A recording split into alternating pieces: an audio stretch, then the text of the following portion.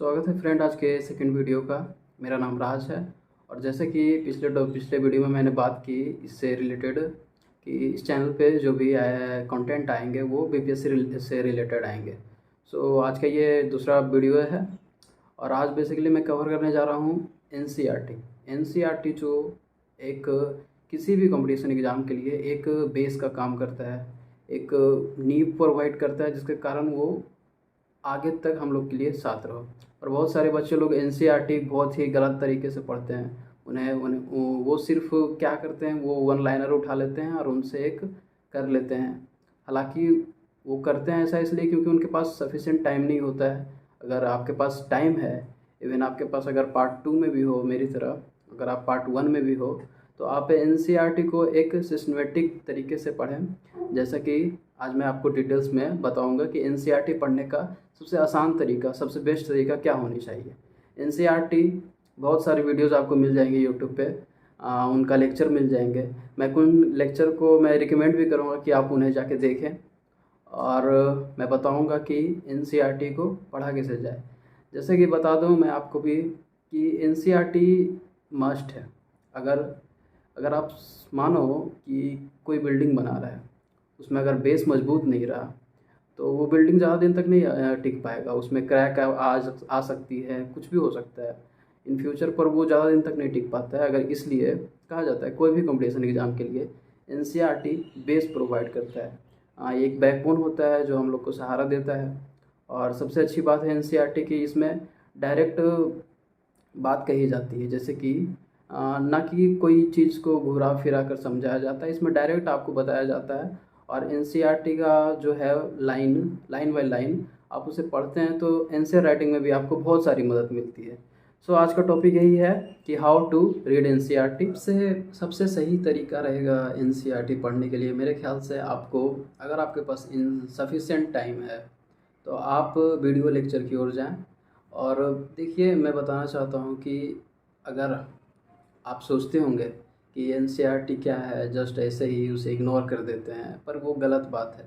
क्योंकि जितना भी क्वेश्चन बनता है वो एनसीईआरटी के ही अंदर से बनता है, उससे बाहर कोई भी क्वेश्चन नहीं जाते हैं। सो मैं रिकमेंड करूँगा कि आप वीडियो लेक्चर देखें अगर आपके पास टाइम है। अगर आप लॉन्ग टर्म का सोच रहे हैं तो आप वीडियो लेक्चर देख सकते हैं। वीडियो लेक्चर मैं रिकमेंड करूँगा, एक है यूट्यूब पर, आप सर्च करेंगे मैग्नेट ब्रेन पर सर्च करिएगा। उसके बाद मैं स्पेशली सोशल साइंस के लिए मैं एक दिगराज सर हैं, मैं उनको रिकमेंड करूँगा। वो बहुत ही डिटेल वे में आपको पढ़ाएंगे। हालांकि उनके वीडियो का लेंथ बहुत ही बड़ा होगा, पर जो वो बताएंगे वो इतना इम्पोर्टेंट है कि आप सोच भी नहीं सकते। वो हर चीज़ कराएंगे एनसीईआरटी से। अगर आप चाहें तो वो क्या उसका जो क्वेश्चन आंसर है तो वो भी तक वो करा देते हैं, वो जो कि बहुत ही अच्छी बात है। अगर आपके पास टाइम है तो आप दिगराज सर के पास जाइए, वहाँ से वो एनसीईआरटी कवर कर देंगे। अगर आपके पास टाइम नहीं है, अगर आपके पास सिर्फ 1 साल है, कुछ टाइम बचा है, लिमिटेड टाइम है, कुछ है, ज़्यादा नहीं है, तो मैं बोलूँगा कि आप पूरा कवर करने के लिए आप एक चैनल है जो कि है दूसरा, जो है बीपीएससी वाला, एक बीपीएससी वाला करके चैनल है, वहाँ पर आप जा सकते हो। वहाँ पर वो वन शॉट लिए हैं पूरे, जैसे क्लास 6 है तो क्लास 6 का वन शॉट हिस्ट्री पूरा कंप्लीट है। उनका वीडियो भी 5 घंटा 6 घंटा का होगा अप्रॉक्स, पर वो पूरा होल बुक ही कंप्लीट कर देंगे। तो हालांकि आप 2 से 1 सप्ताह तक आप पूरा एनसीईआरटी कंप्लीट करेंगे अगर आप बीपीएससी वाला के पास जाते हैं तो। और मेरा दूसरा रिकमेंडेशन है, जिनके पास टाइम है मैग्नेट ब्रेन के पास जाएं, जो कि दिगराज सर हैं। वो इतना डिटेल में पढ़ाए हैं कि आप सोच भी नहीं सकते। आप उनका बस एक लेक्चर देकर देखें कि एक लेक्चर कि, और उसके बाद आप क्वेश्चन आंसर बनाया और समझे कि ये कितना ये इम्पोर्टेंट है। मैंने बस उनका एक लेक्चर देखा था, तब से मैं फ़ैन हूँ। और ये क्या बताऊँ, मैं मेरा ट्वेल्थ में अच्छे परसेंटेज थे, 85% थे मेरे ट्वेल्थ में 85% होने के कारण वही एक थे जो कि एक बढ़िया ही बेस प्रोवाइड किए थे उस टाइम पे। मेरा आर्ट्स था। सो ये बात तो हो गई। अब चलते हैं एनसीईआरटी वीडियो लेक्चर देखने के बाद अब दूसरा क्या अप्रोच होनी चाहिए, क्या अप्रोच होनी चाहिए कि इजी वे में हो जाए। हाँ, तो दूसरा अप्रोच ये होनी चाहिए कि अगर आप वीडियो देख रहे हैं और साथ ही में हो सके तो अगर आपके पास इनफ टाइम है तो आप नोट्स बना लें उनका, और बुक भी साथ में रखें। अगर बुक नहीं है तो आप पीडीएफ से काम चला सकते हैं। आप इस प्ले स्टोर पर सर्च करिएगा क्लास 6 से 12th, आपको एनसीईआरटी के बहुत सारे बुक का पीडीएफ भी, बुक ऐप भी मिल जाएंगे, वहाँ से आप देख सकते हैं। और अगर मैं बोलना चाहूँगा कि वीडियो देखते समय आप सबसे बेस्ट तरीका होगा कि नोट्स भी बनाते जाएं। अगर नोट्स आप करते हैं तो और आपको आधी चीज़ें करने की ज़रूरत भी नहीं पड़ेगी ना ही। हालांकि अगर आप नोट्स नहीं बना रहे हैं तो बुक बुक खोल कर रखना पड़ेगा आपको, और वहाँ पर वो चीज़ें को हाईलाइट करनी होगी, इंपॉर्टेंट चीज़ें हाईलाइट करनी होगी। इंपॉर्टेंट कीवर्ड्स होते हैं बहुत सारे, उनको हाईलाइट करनी होगी, और उसको डे टू डे रिवीजन भी करनी होगी। मैं बताऊंगा रिवीजन का भी प्रोसेस, हालांकि मैं अभी वीडियो लेक्चर देखने के बाद की प्रोसेस बता रहा हूँ कि क्या करना चाहिए। वीडियो लेक्चर ख़त्म होने के बाद आप नोट्स बनाएं उनका, आप आराम से टाइम दें, ज़रूरी नहीं है किसी भी चीज़ की जल्दी नहीं होनी चाहिए, और आराम से टाइम दें, बुक रीडिंग करें, और साथ ही में जो चीज़ें छूट गई है उसे अपने नोटबुक में पेस्ट करें। और रही है थर्ड अप्रोच की, अभी तक हमने पहले देख चुकी है, एक थी वीडियो लेक्चर की और दूसरी अप्रोच थी नोट्स बनाने की, चीज़ें हाईलाइट करने की। और अब बात करेंगे हम लोग तीसरी अप्रोच की। तो तीसरे में आप जब पूरा बुक कंप्लीट कर लेते हो तो आप देखते होंगे कि कभी कभी ऐसा होता है कि रिकॉल करना बहुत ज़रूरी होता है। बुक तो हम लोग ख़त्म कर लेते हैं वीडियो लेक्चर में, बहुत ही जल्दी ख़त्म कर लेते हैं, नोट्स भी बना लेते हैं, पर चीज़ें रिकॉल करनी भी बहुत ज़रूरी होती है, क्योंकि ह्यूमन का नेचर होता है कि वो चीज़ें ज़्यादा दिन तक स्टोर नहीं किए रख पाते हैं। अगर वो बहुत ही जल्दी वो भूल जाते हैं जब तक उसे बार बार दोहराया ना जा सके। तो आप क्या करें, आप एक सप्ताह में संडे के दिन आप ये कर सकते हैं कि जो चीज़ें आपने पढ़ी है, जैसे एक सप्ताह तक मैंने हिस्ट्री, पॉलिटी, ज्योग्राफी सारे लेक्चर मैंने देखे हैं, जनरल साइंस सारे लेक्चर मैंने देखे हैं, सबके मैंने नोट्स बनाए हैं। और मुझे क्या करना चाहिए, संडे के दिन सबके पास टाइम होता है, संडे को आपको कोई एक्स्ट्रा चीज़ नहीं पढ़नी चाहिए, कोई भी एक्स्ट्रा चीज़ नहीं पढ़नी चाहिए संडे को। संडे को आपके पास टाइम रहता है, आप अपना बेस्ट दें उनमें उनमें आप क्या कर सकते हैं, आप उनमें रिवीजन कर सकते हैं। जो चीज़ पहले पढ़ी है, जो चीज़ आपने एक सप्ताह में पढ़ी है, उसे आप रिवाइज कर सकते हैं। रिवाइज करने का बेस्ट तरीका होगा कि आप एक रूम अपना पर्सनल ले लें और वहाँ पर चीज़ें को, नोट्स को रिकॉल करते जाएं, मन में ही पढ़ें, ज़्यादा चिल्लाने की भी ज़रूरत नहीं है ताकि दूसरे को परेशानी भी ना हो।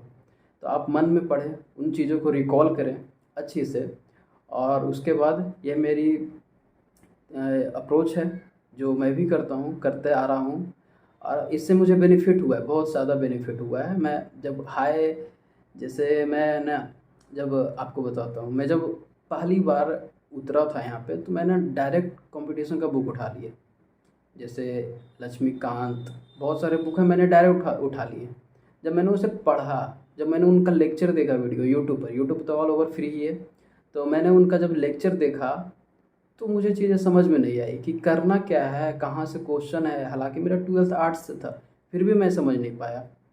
तो इसमें सोचने वाली बात यह है कि जब आर्ट्स बैकग्राउंड होते हुए भी मुझे चीज़ें समझ में नहीं आ रही है तो बाकी लोगों को बहुत ही परेशानी होती है। तो इसलिए आप एनसीईआरटी शुरू से करें, क्लास 6 से 12 तक करें। 12th सोशल स्टडीज़ का बात कर रहा हूँ, और जनरल साइंस के लिए ज़रूरी नहीं है आप 11th 12th करें, 12th तक आप बायोलॉजी सिर्फ कर सकते हैं और ज़्यादा कुछ नहीं है। इकोनॉमिक्स भी आप देख सकते हैं। और रही बात रिवीजन की, जहाँ पर हम लोग पॉइंट पे आते हैं कि रिवीजन करने के बाद चीज़ें को रिकॉल कैसे करते हैं। तो चलिए, आपका सही है, रिकॉल भी कर लेते हैं, संडे को हम टाइम निकाल कर वो चीज़ें भी करते हैं। और रही जब आखिरी, तो एक लास्ट टॉपिक मैं बताना चाहूँगा कि एनसीईआरटी करते वक्त एक सही तरीका एक ये होगा कि आप प्रीवियस ईयर क्वेश्चन को भी साथ में लेकर चलें, क्योंकि जब आपके पास एनसीईआरटी कर रहे हो तो आपके पास टाइम है, इनफ टाइम है आपके पास। आप बहुत सारी चीज़ों पे आप अपना दिमाग नहीं लड़ा रहे होते और सिर्फ एनसीईआरटी पे फोकस कर रहे होते हो, तो उस टाइम आप किसी भी कैफ़े में जाए और बीपीएससी का प्रीवियस ईयर का क्वेश्चन जितना भी है पूरा साल का, आप केबीसी नैनो उठा लीजिए और प्रीवियस ईयर क्वेश्चन उठा लीजिए बुक से, कहीं से पीडीएफ ले लीजिए, कहीं से भी प्रीवियस ईयर क्वेश्चन का आप जुगाड़ लगाएं और वो चीज़ें भी रिकॉल करें। प्रीवियस ईयर क्वेश्चन देखें कहाँ से क्वेश्चन आया है। और ये बाकी चीज़ें हैं, मैंने एक क्वेश्चन देखा था जस्ट क्लास 6 से, एक प्रीवियस ईयर का क्वेश्चन था, मुझे क्वेश्चन तो ध्यान नहीं है पर वो प्रॉपर क्लास 6 का क्वेश्चन था जो कि बीपीएससी में पूछा गया था। तो मैं शॉक्ड था कि क्लास 6 से जब क्वेश्चन पूछ सकता है तो फिर अभी तो एनसीईआरटी का पूरा पहाड़ है, वहाँ से कहाँ से क्वेश्चन आते होंगे। और आप जब एनसीईआरटी कर रहे हो तो मोस्ट इम्पोर्टेंट क्वेश्चन जो आपको ऐसा लगे कि ये क्वेश्चन आना ही चाहिए, ये क्वेश्चन होना ही चाहिए, तो आप उन क्वेश्चन को नोट करें और उसे आगे बढ़ाएं। अब हम लोग लास्ट एक टॉपिक पे डिस्कस करेंगे जो कि मिस्टेक का। बहुत लोग करते हैं, बहुत सारे बच्चे लोग मिस्टेक करते हैं, बहुत सारी गलतियां करती हैं, हालांकि उन्हें पता नहीं होते वो गलती किए जा रहे होते हैं, क्योंकि मैंने जैसे पहला वीडियो में भी बोला था कोई गाइड करने वाला नहीं होता है। तो जहाँ तक मेरे से लगा सही जो मैंने बताया, आप क्या करें, आप बहुत सारे बच्चे लोग देखो, पहला चीज़ ये होता है ना कि हम लोग परेशान हो जाते हैं, फ्यूचर का टेंशन लेकर हम लोग सोच नहीं पाते हैं, करें क्या करें, क्या करें, क्या होगा नहीं होगा। आप एक काम करें, वो सब चीज़ें सोचना ही छोड़ दें, जो होगा देखा जाएगा। आप लोग मेहनत किए करें। और जो मिस्टेक बच्चे वही करते हैं, चीज़ों को रिकॉल नहीं करते। एनसीईआरटी आप तो पढ़ लेते हैं, एनसीईआरटी ख़त्म करने के बाद आप लोग जाते भी हैं हायर बुक पढ़ने के लिए, पर आप फिर से अपना बेस भूल जाते हैं, आप उन चीज़ों को रिकॉल नहीं करते।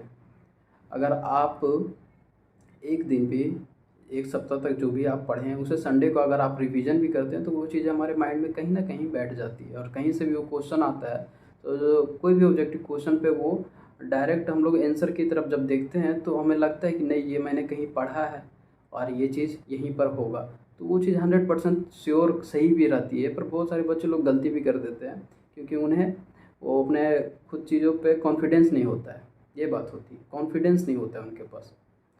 और ना लैक ऑफ कॉन्फिडेंस होने के कारण वो है कि वो सही सी चीज़ें पढ़े तो होते हैं पर वो सही से रिकॉल नहीं कर पाते हैं। रिवीजन करना बहुत ही मस्ट है। अगर आप चीज़ें सही से पढ़ते भी हैं, अगर आप रिवीजन नहीं कर रहे हैं तो उनका फिर कोई फ़ायदा नहीं होगा। और कुछ एक क्वेश्चन मैं डाल देता हूँ अपने मन से कि क्या पढ़ें, बुक कौन सा रखें एनसीईआरटी में, क्या क्लास 6 से 12 तक सारा बुक पढ़ें। तो मैं कहता हूँ कि अगर टाइम नहीं है तो आप वर्ल्ड लेवल का जो हिस्ट्री होता है ना, आप उसे स्किप कर सकते हैं अगर आपके पास टाइम नहीं है। मैंने शायद 9th में देखा था कि फ्रेंच रेवोल्यूशन, वो सब जो चैप्टर है वो वर्ल्ड हिस्ट्री है, तो वर्ल्ड हिस्ट्री आप इग्नोर कर सकते हैं बीपीएससी में। हालांकि ज़्यादातर मॉडर्न हिस्ट्री का ज़्यादा होता है, तो क्लास 8 का हिस्ट्री मस्ट है, उसे आप भूलना मत। हालांकि मैं बोलूँगा कि क्लास 6 से 10 तक, 12 तक, क्लास 6 से 12 तक आप लोग पढ़ें, ताकि एक अलग ही आपके दिमाग में एक बेस तैयार हो, एक फाउंडेशन बने, जो कि बहुत ज़रूरी है। हालांकि इस जर्नी के बीच में बहुत सारे ऐसे डाउन आएंगे कि आप क्या कर रहे हो, क्लास 6 का, 7 का, 8 का, 9 का पढ़ रहे हो, सब लोग क्या क्या नहीं पढ़ रहे हैं, सब लोग रिवीजन कर रहे हैं, बहुत सारे अलग अलग बुक पढ़ रहे हैं। तो आप देखो, मैं बताना चाहता हूँ कि आप अगर इन झंझटों में पढ़ोगे तो फिर उसके बाद आप सही डायरेक्शन पे नहीं जा पाओगे। हालांकि ऐसा मानना है कि मैंने बहुत सारे बुक देखे हैं और उनमें से मैंने बस चुने हुए बुक पढ़े हैं, कुछ खास नहीं, मैंने ज़्यादा कुछ नहीं देखा भी नहीं है, पर मैंने बस कुछ ही चीज़ें को फॉलो किए हैं। हालांकि उसमें बहुत सारे नॉलेज होते हैं, उन्हें ही गेन करना बहुत ही बड़ी बात होती है। अगर आप मैं आपको बस बता देना चाहता हूँ कि एनसीईआरटी से बाहर कोई भी चीज़ें नहीं आती है। एनसीईआरटी है जो क्वेश्चन घुरा कर दिया जाता है। यूपीएससी लेवल के एग्ज़ाम में भी एनसीईआरटी मस्ट ही होता है, तो बीपीएससी, पीसीएस एग्ज़ाम होते हैं जो, इसमें भी एनसीईआरटी से ही क्वेश्चन बनते हैं। तो एट लास्ट मैं बोलना चाहूँगा कि आप रिवीजन करें, और बुक जो है तो आप क्लास 6 से 12 तक का आप बुक मंगा सकते हैं। आप अगर नहीं मंगा सकते हैं तो आपके पास पीडीएफ होगा, पीडीएफ से आप यूपीएससी एनसीईआरटी करके बुक एक ऐप आती है, आप ऐप डाउनलोड कर लें, वहाँ से बुक को रीड करें। और बेस्ट ऑफ लक आपके प्रिपरेशन के लिए। अगर एट लास्ट मैं बोलना चाहूँगा कि आप लोग को कोई भी चीज़ें आपको पसंद आई हो तो आप उनको शेयर करें, आप उनको वीडियो भेजें जो बीपीएससी चाहे कोई भी कंपटीशन एग्ज़ाम की तैयारी कर रहे हों। जैसे जैसे आपके घर पे कोई छोटा बच्चा हो, चाहे वो तैयारी करना चाहते हो पर आप उन्हें प्रॉपर टाइम नहीं दे पा रहे हैं, तो आप मेरे वीडियो रिकमेंड कर सकते हैं, क्योंकि मैं आया ही हूँ इसलिए इस प्लेटफॉर्म पे कि मैं शायद किन्हीं को गाइड कर पाऊँ। और इस चीज़ें मुझे कॉन्फिडेंस पैदा करेगी मेरे अंदर। हालांकि अच्छी बात यह है कि मैं भी अपने पढ़ाई पे फोकस कर रहा हूँ आजकल। मैं 1 साल से फोकस हूँ, तो मैं चाहूँगा कि वो सारे बच्चे भी फोकस रहें अपने लाइफ में। अगर आपके कोई छोटे भाई बहन हैं तो आप उनको वीडियो रिकमेंड कर दें, तो वो हमारे वीडियो जाके देखें, उन्हें कुछ सीखने का मौका मिलेगा। और जैसा कि आपने मेरे पहले वीडियो में भी कहा था कि मेरा कॉन्टैक्ट नंबर आपके डिस्क्रिप्शन बॉक्स में भी मिल जाएगा।